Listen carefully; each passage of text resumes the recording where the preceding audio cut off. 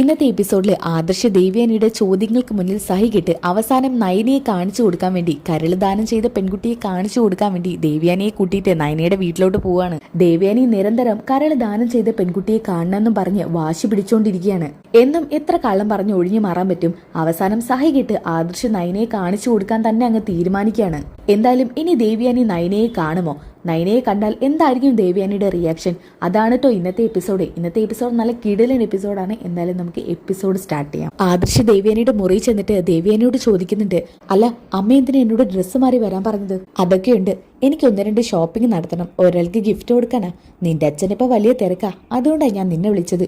അല്ല നിനക്കെന്തെങ്കിലും ബുദ്ധിമുട്ടായോ? ഏയ് എനിക്കെന്ത് ബുദ്ധിമുട്ടാവാൻ? അമ്മ ആർക്ക് ഈ ഗിഫ്റ്റ് ഒക്കെ വാങ്ങുന്നത്? എന്താ അതിപ്പോ നീ എന്തിനാ അറിയുന്നേ?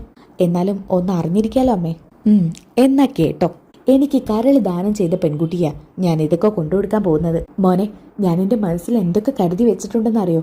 അതൊക്കെ എനിക്ക് വാങ്ങി ആ കുട്ടിക്ക് കൊടുക്കണം. ഇത് കേട്ടപ്പോൾ ആദർശ് ആകെ ഒന്ന് പതറിപ്പോവാണ് കേട്ടോ. എന്നിട്ട് പറയുന്നുണ്ട്, അല്ലമ്മേ, ആ കുട്ടിക്ക് ഇപ്പം ഇതൊന്നും വേണ്ടെന്നല്ലേ പറഞ്ഞത്?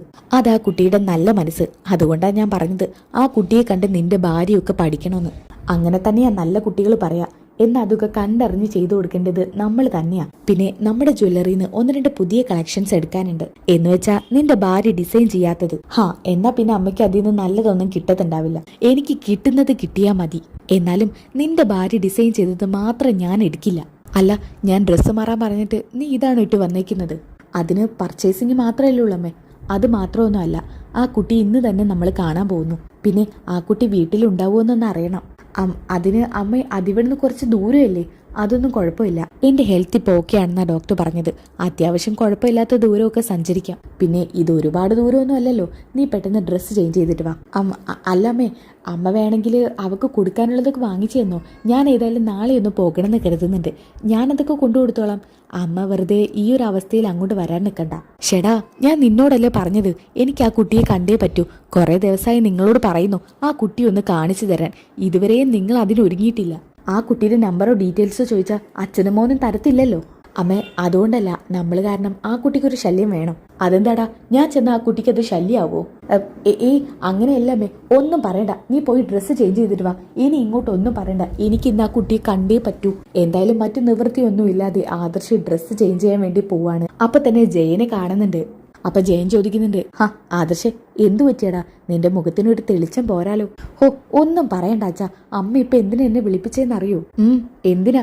ആ കരൾ ദാനം ചെയ്ത് പെൺകുട്ടിയെ കാണിച്ചു കൊടുക്കാൻ വേണ്ടിയിട്ട്. അമ്മയ്ക്ക് ആ കുട്ടിക്ക് കൊടുക്കാൻ എന്തൊക്കെയോ ഗിഫ്റ്റ് വാങ്ങിക്കണമെന്നോ, ഇന്ന് തന്നെ അവളെ പോയി കണ്ട് അതൊക്കെ കൊടുക്കണം എന്നൊക്കെ പറയുന്നു. അച്ഛാ, ഞാൻ ആരെയാ കാണിച്ചു കൊടുക്കുക?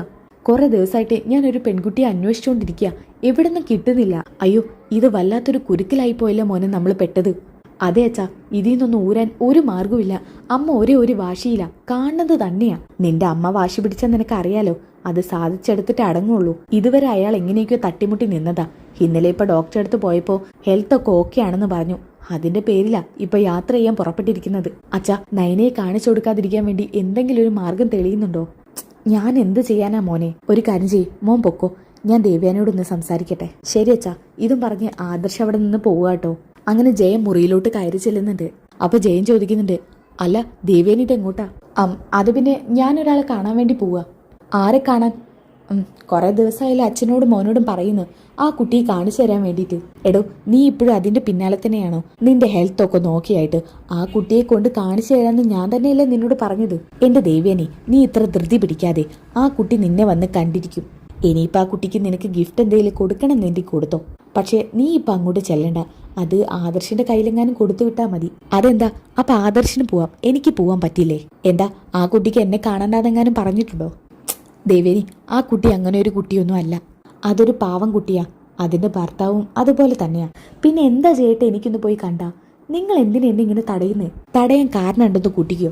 എന്നാ പിന്നെ ആ കാരണം എന്നോട് പറഞ്ഞൂടെ? ദേവേനി, ആ കുട്ടി കരൾ ദാനം ചെയ്ത വിവരം ആ കുട്ടിയുടെ വീട്ടുകാരും അറിഞ്ഞിട്ടില്ല. അയ്യോ, എന്തൊക്കെയാ ജേട്ടൻ പറയുന്നത്? അപ്പൊ അതിന്റെ അച്ഛനും അമ്മയെന്ന് അറിഞ്ഞില്ലേ? അച്ഛനും അമ്മയ്ക്കൊക്കെ അറിയാം, പക്ഷേ ഭർത്തൃ വീട്ടുകാർക്കൊന്നും അറിയില്ല. അയ്യോ, എന്തിനാ ആ കുട്ടി അങ്ങനെ ചെയ്തത്? എല്ലാവരും അറിയിക്കാതെ? പ്രത്യേകിച്ച് ഭർത്താവിന്റെ വീട്ടുകാർ ഇതൊക്കെ അറിഞ്ഞിരിക്കേണ്ടതല്ലേ? ആ കുട്ടിയുടെ അമ്മായിയമ്മ അറിഞ്ഞില്ലേ? അമ്മായിയമ്മയെ അറിയിക്കാൻ പറ്റിയൊരു സിറ്റുവേഷനിലല്ല. അവരൊരു പേഷ്യന്റാ. ചിലപ്പോൾ ഇതൊക്കെ അറിഞ്ഞു കഴിഞ്ഞാൽ അവരെങ്ങനെ പെരുമാറുമെന്ന് അറിയില്ല. ശരിക്കും പറഞ്ഞാൽ ആ കുട്ടി അംഗീകരിക്കാത്ത ഒരു അമ്മായിയമ്മ അവളുടേത്. അയ്യോ, കഷ്ടായിപ്പോയല്ലോ. ഇത്രയും നല്ലൊരു മനസ്സിന്റെ ഉടമയായ കുട്ടിയെ ആരാ തിരിച്ചറിയാത്തത്? അത് തന്നെയാ ഇത്രയും കാലമായിട്ട് ഞാൻ എൻ്റെ മോനൊക്കെ ആലോചിച്ചുകൊണ്ടിരിക്കുന്നത്. ഇത് പതുക്കെയാണ് കേട്ടോ ജയൻ പറയുന്നത്. അപ്പോൾ ദേവേനെ ചോദിക്കുന്നുണ്ട്, എന്താ എന്തേലും ചേട്ടൻ പറഞ്ഞോ? ഏയ്, ഞാനിങ്ങനെ ആലോചിക്കുകയായിരുന്നു, അത്രയും നല്ലൊരു മനസ്സിലെ കുട്ടിയെ ആ കുട്ടിയുടെ അമ്മായിയമ്മ എന്താ തിരിച്ചറിയാത്തതെന്ന്.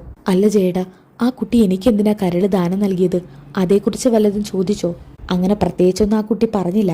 എന്നാ ഒരു കാര്യം പറഞ്ഞു, ഈ ജന്മത്തിൽ ഒരാളെ സഹായിക്കാൻ പറ്റിയത് വലിയ കാരുണ്യായിട്ടാണ് കാണുന്നതെന്ന്. പാവം കുട്ടി എന്തൊക്കെ കൊടുത്തിട്ടും അത് വേണ്ടാന്ന് പറഞ്ഞല്ലോ. സാമ്പത്തിക ശേഷിയുള്ള കൂട്ടത്തിലാണോ ആ കുട്ടി? തരക്കേടില്ല, അത്യാവശ്യം വലിയ ഫാമിലിയൊക്കെ തന്നെയാ. അതുകൊണ്ടായിരിക്കുമല്ലേ ജയേട്ടാ ഒന്നും വേണ്ടെന്ന് പറഞ്ഞത്? അതുകൊണ്ടായിരിക്കും എന്നാ എനിക്കും തോന്നുന്നത്. എന്തായാലും ചേട്ടാ, എനിക്ക് കണ്ടേ പറ്റൂ. ആ കുട്ടി എങ്ങനെയെങ്കിലും എനിക്ക് കാണണം. അപ്പൊ ജയനിങ്ങനെ മനസ്സിൽ കരുതുന്നുണ്ട്, ഇവളോടല്ലേ ഞാനിപ്പോൾ ഇതൊക്കെ ഇത്ര നേരം പറഞ്ഞത്. ജയേട്ടാ, എന്തൊക്കെ പറഞ്ഞാലും എൻ്റെ മനസ്സ് മാറ്റാൻ ശ്രമിക്കണ്ട. ഒന്നെങ്കിൽ ആ കുട്ടിയെ എനിക്ക് വീഡിയോ കോളിലൂടെയോ ഫോട്ടോത്തിലൂടെയോ കാണിച്ചു തരണം, അല്ലെങ്കിൽ പിന്നെ ആരും അറിയാതെ എനിക്ക് ആ കുട്ടിയെ കാണണം. ഒരു നോക്ക് കണ്ടാൽ മതി, പിന്നെ ഞാൻ വാശി പിടിക്കില്ല. ജേട്ടൻ എന്തോ ഒന്നും പറയാത്തത്?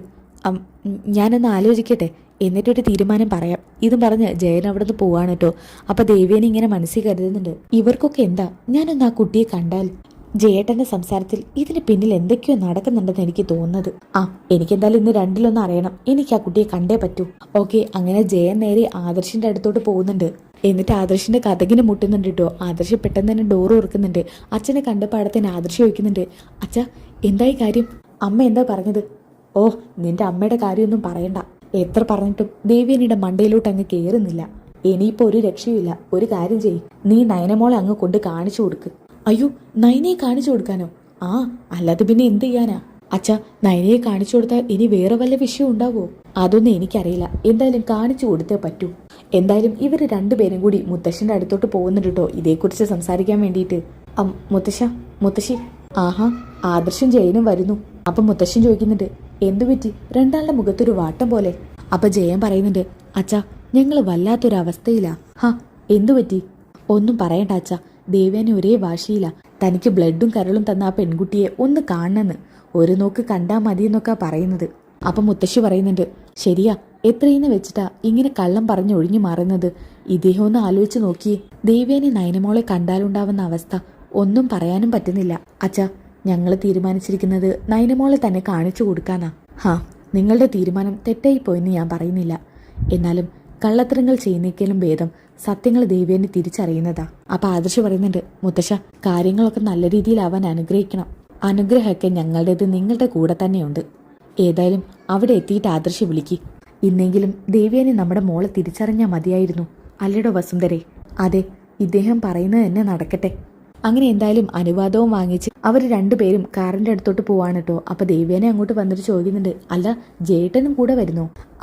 ഞാനും വരാം. ആ കുട്ടിയെ കണ്ടിട്ട് കുറെ ദിവസമായി. ഏതായാലും നിങ്ങൾ അങ്ങോട്ട് പോവാണല്ലോ, അപ്പൊ പിന്നെ ഞാനും വരാം. അല്ല, ഇത്ര നേരം ജേട്ടൻ പറഞ്ഞു അങ്ങോട്ട് ആരും പോവാൻ പറ്റില്ലെന്ന്. എന്തായാലും നീ കാണാൻ പോകുന്നുണ്ടല്ലോ, അതുകൊണ്ട് ഞാൻ വന്നെന്ന് കരുതി കുഴപ്പമൊന്നുമില്ല. ഇതും പറഞ്ഞ് അവർ രണ്ടുപേരും കാറിൽ കയറാണ് കേട്ടോ. കൂട്ടത്തിൽ ദേവ്യാനും കാറിൽ കയറുന്നുണ്ട്. ഇനി എന്തായാലും നയനയെ കാണാൻ വേണ്ടിയിട്ടാണ് പോകുന്നത് കേട്ടോ. അങ്ങനെ വണ്ടി പോയി നേരെ ചെന്നെത്തുന്നത് നയനയുടെ വീടിന്റെ മുന്നിലാണ്. അങ്ങനെ ദേവ്യാനി നേരെ കാറിൽ നിന്ന് പുറത്തോട്ട് ഇറങ്ങുന്നുണ്ട് കേട്ടോ. ഇറങ്ങിയ പാടത്തിന് നേരെ കാണുന്നത് കനകയാണ്. കനകയെ കണ്ട പാടത്തിന് ദേവ്യാനെ ആകെ ഒന്ന് ഞെട്ടിത്തെറിച്ച് ഒരേ ഒരു നോട്ടം തന്നെ നോക്കിക്കൊണ്ട് നിൽക്കുകയാണ് കേട്ടോ. എന്തായാലും ഇനി നല്ല കിടിലൻ ട്വിസ്റ്റുകൾ നിറഞ്ഞ എപ്പിസോഡുകളാണ്.